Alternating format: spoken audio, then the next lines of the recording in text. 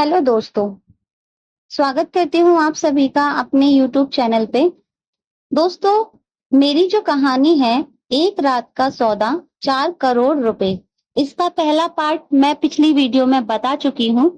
अब आपको पार्ट 2 के बारे में बताती हूँ। तो जो लोग नए हैं मेरे चैनल पे, पहली बार आए हैं, वो जल्दी से मेरे चैनल को सब्सक्राइब कर लीजिए, वीडियो को लाइक कर दीजिएगा और बेल आइकन को हिट कर लीजिएगा ताकि मेरी लेटेस्ट वीडियो का नोटिफिकेशन आप तक पहुंच सके।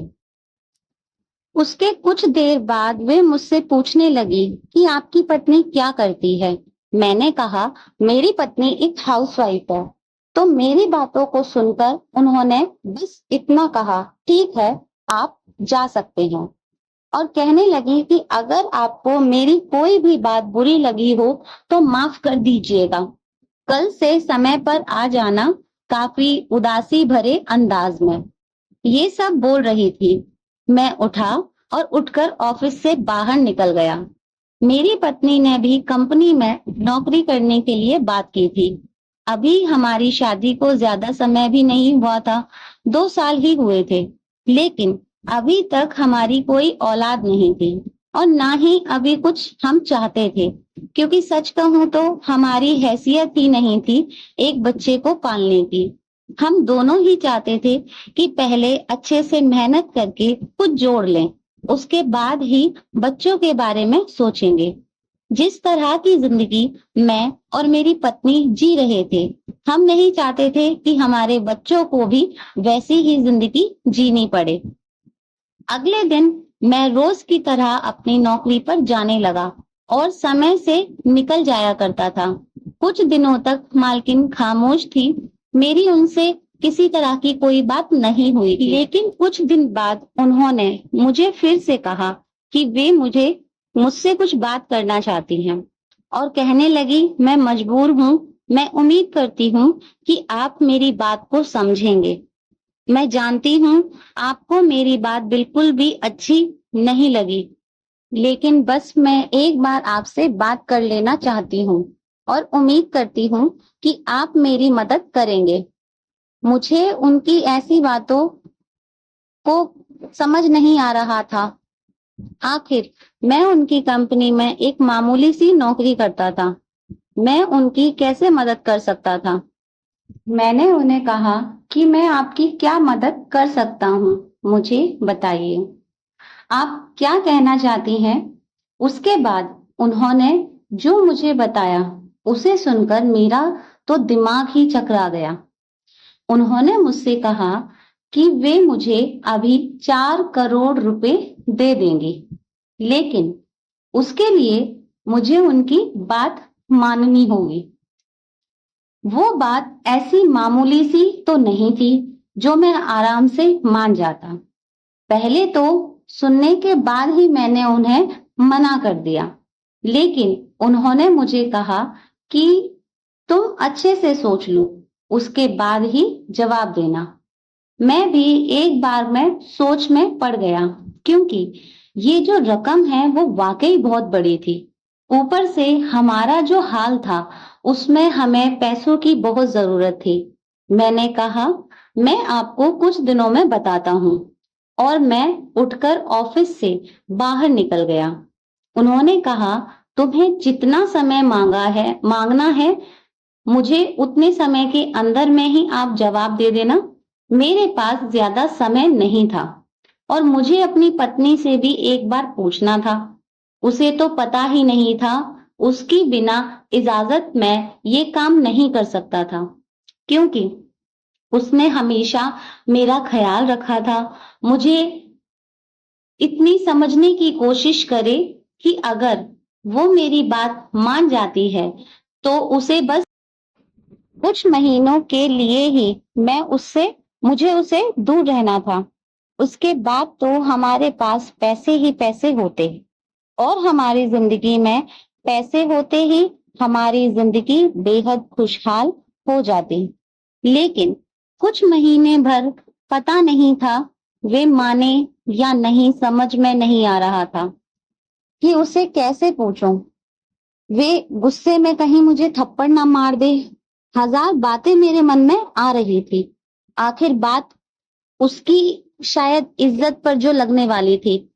कोई भी औरत इस तरह से अपनी इज्जत पर दाग लगाकर पैसा नहीं लेना चाहेगी। और पूरी रात मैंने बेहद बेचैनी से गुजारी। बस यही सोच रहा था कि कैसे बात करूं। समय भी तो कम था। बात तो मुझे करनी ही थी। हमारी आमदनी कम है और खर्चा ज्यादा था। जैसे तैसे महीने का गुजारा होता था। हमारा हम दोनों मेहनत इसलिए कर रहे थे कि हम अपना घर खरीद पाएं। जैसे तैसे हिम्मत करके मैंने अपनी पत्नी से आज रात को बात करने का सोचा। लेकिन उससे पहले मैंने उसकी पसंद का सारा खाना बनवाया। जब शाम को मैं घर आया तो बना हुआ पसंद का खाना देकर पत्नी के चेहरे पर अलग सी खुशी आ गई। लेकिन साथ ही परेशानी भी दिखते हुए कहने लगी कि ये सब मत बनवाया करो। जानते हो ना कि कितनी महंगाई है। ये सब खाने की चीज हमारे हालात नहीं है ये सब खाने के। ये पैसे रहते तो अगले 7 दिन तक का खाना बन जाता। तुमने एक ही दिन में इतना सारा खाना क्यों बनवा लिया? मैंने कहा कि क्या हम पूरी जिंदगी बस यही सोचते रहेंगे कि कहाँ से पैसे बचे, कहाँ नहीं, क्या चीज खाएं और क्या नहीं। उनकी बातों को सुनकर मैंने कहा, तुम तो जानती हो ना कि सब कुछ तो तुम्हारे सामने है। अब हमारे नसीब के लिए ऐसा है तो हम क्या कर सकते हैं। मेहनत तो कर ही रहे हैं ना। देखो, शायद समय के साथ ही हालातों से बाहर आ जाए। तो मेरी पत्नी को कहा कि मुझे एक काम मिला है, अगर तुम मेरा साथ दोगी तो हम एक ही साल में करोड़पति बन सकते हैं। मेरी बातों को सुनकर उसने खाना साइड कर दिया और कहने लगी कि ऐसा कौन सा काम मिला है जिससे हम करोड़पति कुछ ही महीनों में बन जाएंगे। मैंने सारी बात बता दी। उसने बेहद खामोशी से मेरी बात को सुना। उसको बताते हुए मेरी ही जुबान लड़खड़ा रही थी। वो बस मेरी तरफ देखे जा रही थी। मैंने मन से बात लेने के लिए मैंने उससे कहा कि सोच रहा हूं कि कल मैं उन्हें जाकर मना कर दूं। मैं ये काम नहीं कर पाऊंगा। वो मेरी तरफ गौर से देख रही थी और कहने लगी, तुमने तो मुझे मझधार में लाकर खड़ा कर दिया है। क्या कहूं मैं तुम्हें। लेकिन जो रकम तुम्हारी मालकिन ने तुम्हें देने के लिए कहा है वो वाकई में बहुत बड़ी है। मैं समझ नहीं पा रही हूं कि तुम्हें क्या जवाब दूं। शायद वो मेरी ही तरह उलझन और परेशानी से गुजर रही थी जिसे अब तक मैं गुजर रहा था। उसको भी नहीं समझ आ रहा था कि क्या करें और क्या नहीं। उसके बाद वो मुझे कहीं कि ठीक है, तुम उनकी बात मान लो। मेरी मालकिन ने कहा कि वो भी बे औलाद हैं। उनका कोई बच्चा नहीं हो रहा। बहुत समय से मालकिन बांझ है, लेकिन वो अपने पति से बहुत प्यार करती है। उन्होंने बहुत डॉक्टर को दिखाया, पर हर डॉक्टर ने मना कर दिया कि उन्हें कभी बच्चा नहीं हो पाएगा। मालकिन और मालिक दोनों को एक बच्चे की ही इच्छा है। वो कह रही थी वो चाहे वो गोद भी ले सकती हैं, लेकिन वो ऐसा नहीं करना चाहती थी क्योंकि अपना खून ही वो चाहती हैं। उन्हें खूबसूरत बच्चा चाहिए, इसीलिए उन्होंने मुझे चुना है क्योंकि मैं बहुत ही खूबसूरत लगा उनको। मालकिन ने उस दिन कहा था कि बस यही वजह थी जिसकी वजह से मैं तुम्हारी सैलरी भी बहुत जल्दी बढ़ा रही थी। मुझे सिर्फ बच्चा चाहिए और कुछ नहीं। अब क्योंकि तुम शादीशुदा हो तो तुम परेशान मत हो। खुद से नहीं, डॉक्टर की मदद से मेरे बच्चे के बाप बन जाओगे। जिस समय मैं प्रेग्नेंट होंगी, इतने समय तक तुम्हें मेरे घर में हमेशा मेरे साथ ही रहना होगा, ताकि मैं तुम्हारा चेहरा देख सकूं और हमारा बच्चा एक स्वस्थ और सुंदर बच्चा हो। बस यही चाहती हूँ। मैं इसके अलावा और कुछ नहीं चाहती। मेरी पत्नी भी इस बात से राजी हो गई। मालकिन को जाकर मैं अगले दिन हाँ कर दिया और आगे का सारा काम शुरू हुआ और डॉक्टर की मदद से मालकिन प्रेग्नेंट हो गई। जिस दिन मालकिन प्रेग्नेंट हुई, उस दिन मालकिन मुझे आकर यहाँ से अपने घर ले गई। जब तक बच्चा नहीं हो जाता, मुझे उन्हीं के साथ उन्हीं के घर में रहना था और मुझे भी कोई भी मर्द अपनी पत्नी को किसी दूसरे मर्द के आसपास बर्दाश्त नहीं कर सकता। मालकिन के प्रति भी मुझे देखकर अजीब सा मुंह बनाया करते थे। उन्हें मैं अच्छा नहीं लगता था, लेकिन बस मजबूरी थी।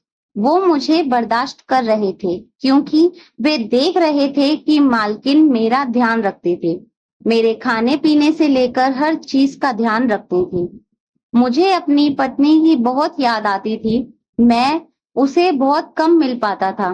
मालकिन की पूरी प्रेगनेंसी के दौरान मालिक मुझे अच्छा खाना खाने को देता था, अच्छी अच्छी जगह घूमने को ले जाता था, शॉपिंग करके घर आता था, ताकि मालकिन का मन खुश रहे और एक अच्छा और स्वस्थ बच्चा हो।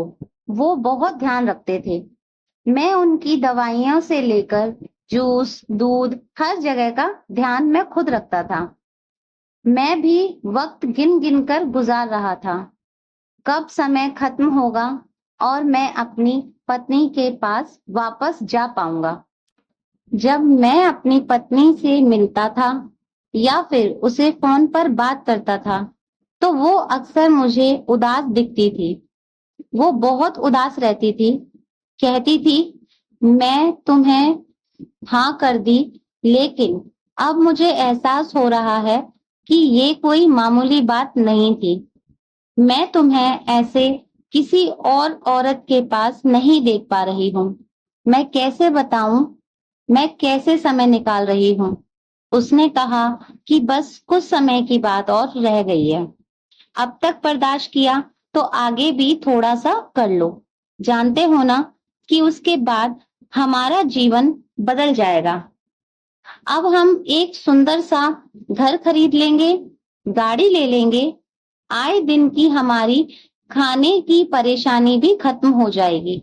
जानती हो ना कि मैं ये सब कुछ क्यों कर रहा हूँ? और वो अक्सर कहा करती थी कि मुझे पैसा नहीं चाहिए, आज मुझे बस तुम चाहिए। मैं नहीं रह पा रही हूँ तुम्हारे बिना। काफी इंतजार करने के बाद वो समय भी आ गया जब ये वक्त भी खत्म होने को आया था। मालकिन एक सुंदर और स्वस्थ बेटी को जन्म दिया। बच्चा होने के साथ ही मैं उसके बच्चे को देखा और तुरंत अपनी पत्नी के पास आ गया। काफी देर तक दरवाजा खटखटाया, लेकिन दरवाजा नहीं खुला। पत्नी को फोन करने की भी कोशिश की, पर उसने फोन भी नहीं उठाया। जब बहुत देर हो गई थी, तब आस पड़ोस वालों की मदद से दरवाजा तोड़ा और अंदर का नजारा देखते ही मेरे पैरों तले जमीन खिसक गई। मेरी पत्नी जमीन पर गिरी हुई थी। मैं जोर जोर से रोना चिल्लाना शुरू कर दिया। बहुत देर हो चुकी थी। वो इस दुनिया से जा चुकी थी। शायद मुझसे दूरी का गम बर्दाश्त नहीं कर पा रही। मैं नहीं जानता था कि किस हद तक परेशान हो चुकी होगी। वो इस दुनिया से चली गई। मैं यूं ही रोते रोते कई दिन गुजार दिए। कोई रास्ता और नहीं बचा। मैं वापस अपनी मालकिन के पास गया। सोचा उन्हीं के पास रह लूंगा। आखिर मैंने उन्हें बच्चा दिया है। उनके बच्चे का बाप हूं मैं। और मेरी इतनी मदद तो वो कर ही सकती हैं। मैं बेहद दुख भरे हुए मन से उनके घर पहुंचा। गेट पर खड़ा हुआ था तो मैंने देखा कि मालकिन अपने पति के साथ थी और वे बच्चे को अपनी गोद में उठाए उसे प्यार कर रही थी। अपने पति को भी उन्होंने गले लगा रखा था। तीनों बहुत खुश नजर आ रहे थे। कुछ देर मालकिन की नजर मुझ पर पड़ी और कहने लगी कि अरे, तुम्हें तुम्हारी पत्नी के पास जाने की इतनी जल्दी थी कि तुमने मुझे उन पैसों का चेक भी नहीं लिया। कितनी हड़बड़ाहट में चले गए थे। उन्होंने मुझे 4 करोड़ का चेक मेरे हाथ में थमा दिया और मैं जोर जोर से रोने लगा। उन्होंने मेरे रोने का कारण पूछा था। मैंने बताया कि मेरी पत्नी मुझसे दूर होने के गम में इस दुनिया से चली गई। मैं तो सिर्फ ये काम इसीलिए कर रहा था ताकि उसकी और मेरी जिंदगी अच्छी हो जाए। लेकिन यहाँ तो कुछ और ही हो गया। मैंने वे पैसे लेकर उसको छोड़कर दूसरे शहर में एक घर खरीद लिया और एक छोटी सी कंपनी खोली। कुछ ही महीनों में मेरा बिजनेस तरक्की करने लगा। कुछ सालों बाद मेरी मुलाकात मेरी मालकिन से हुई बिजनेस के सिलसिले में। तो उस वक्त मालकिन मुझे पहचान ही नहीं पाई। मैंने कहा कि आप ठीक हो ना? तो वो मुझे बहुत चौंक कर देख रही और बोली कि कौन हो? मुझे मालकिन का बहुत दुखी और कमजोर चेहरा नजर आ रहा था। मैंने कहा कि मैं अमन हूँ, आपकी कंपनी में काम करने वाला। ये सुनकर वो रो पड़ी और मुझसे लिपट गई और बोली कि मैंने बहुत ढूंढा, तुम्हें कहीं नहीं मिले। मैं बहुत अकेली हो गई हूँ। मालकिन ने ऐसी बात बताई जिससे मैं हैरत में पड़ गया। मालकिन अब इस दुनिया में मालिक नहीं रहे। वो बच्चा उनका नहीं किसी और का है। ये सोचकर उनको बीमारी हो गई और कुछ वक्त बाद वो मर गए। मालकिन को किसी के साथ की जरूरत थी। फिर भी मैं भी अकेला ही था और मेरी भी पत्नी मर ही चुकी थी। मुझे भी किसी के साथ की जरूरत थी। मैंने मालकिन से शादी कर ली और उस बच्ची को अपनी माँ और बाप दोनों मिल गए। तो मेरे प्यारे दोस्तों, इंसान लालच करता है तो उसे फल भी मिलता है और उससे सीख भी मिलती है। वीडियो पसंद आया हो तो प्लीज चैनल को सब्सक्राइब भी कर लीजिएगा, वीडियो को लाइक कर दीजिएगा। मिलती हूँ फिर एक और नई वीडियो के साथ। फिलहाल के लिए इतना ही। Thanks for watching. Bye bye.